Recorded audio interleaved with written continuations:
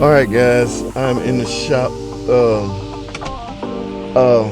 Now, just from that little driving, guys, I'm not gonna get the car to go into overheat mode. As you can see, I'm still on cold.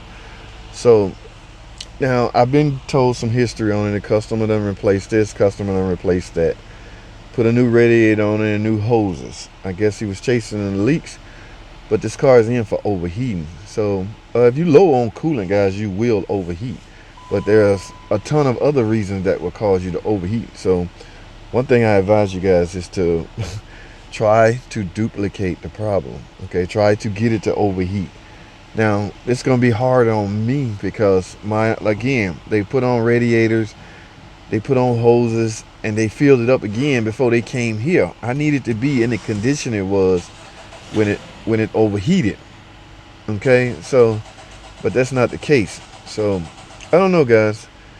Let me turn it off. I don't want it to get too hot. So what I'm gonna do, we're gonna go outside, guys. Like I said, I think this is 3.5, and we're gonna talk some more, try to find out what's going on. This car's in for overheating. Y'all know what I like to do in order to inspect things, like to make sure the water pump is circulating the coolant efficiently. I would turn the heat on and see if my heat get hot, but I want to see physical. I want to see the physical. I want to see things. I want to see. I want to see what's going on. Okay, instead of trying to, process of elimination, which is important, guys. That's key too. But for now, let's go outside to the car, man. Let's see. All right, guys. We're letting it up in the air now. I'm trying to find out if I can see a physical leak, because as you can see, there's a drip right there. So there may just be physical leak.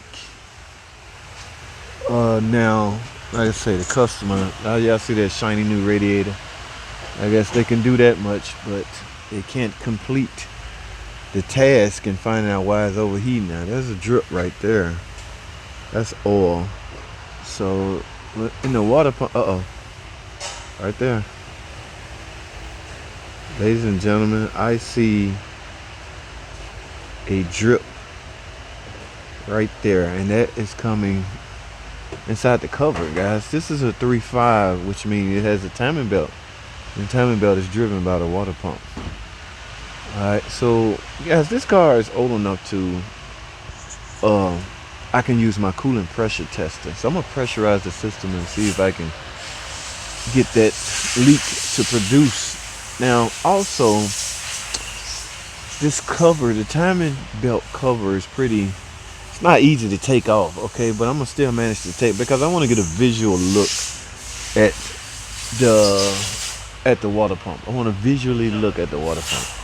So if I see leaks coming from that area, then yeah, it's a pretty given if that's where my leak at. So what I'm gonna do, I'm gonna let it back down partially. Let's pressurize it right quick, and then we're gonna partially remove that cover. All I need is the top part of the cover to come off so I can see. All right, let me let it back down and see what we can come up with, guys. Hold tight.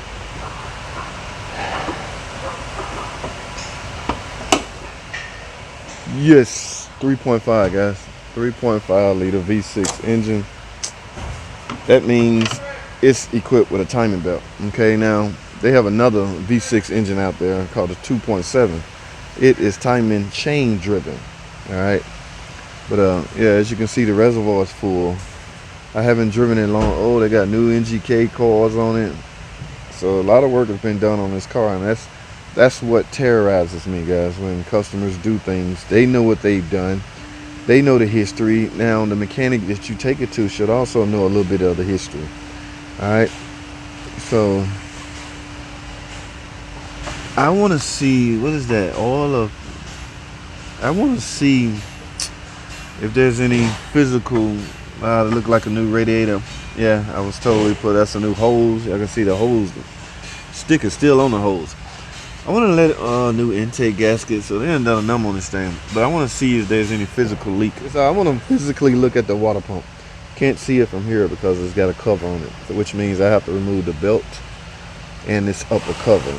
All right, so I'm gonna grab a few tubes and we're gonna get this cover off. All right, y'all, let's get it.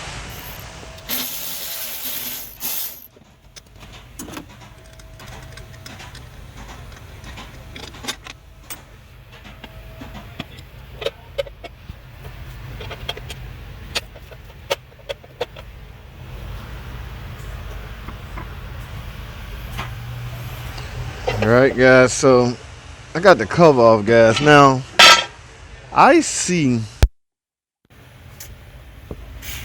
yes, can y'all see? Yes, guys, right here there is coolant leaking right there. Now this might show up more under pressure, guys. Let's do this.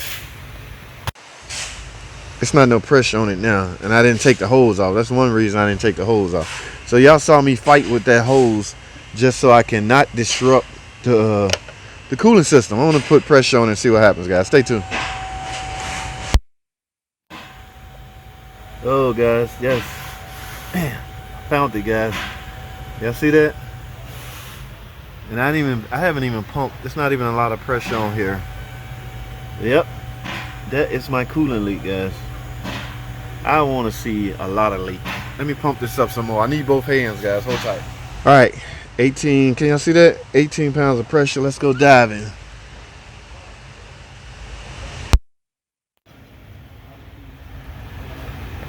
Just in case y'all still not convinced, look at them drips. Ladies and gentlemen, that is leaking from the water pump.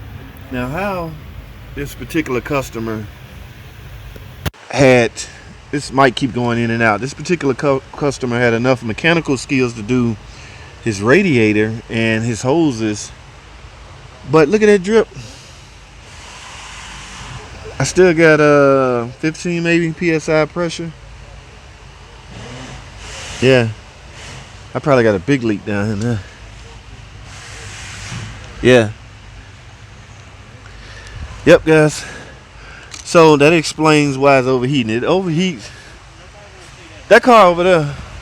So guys, let me explain it to you, at least the newbies. They might want to hear this. That explains the overheating, guys. When you're low on coolant,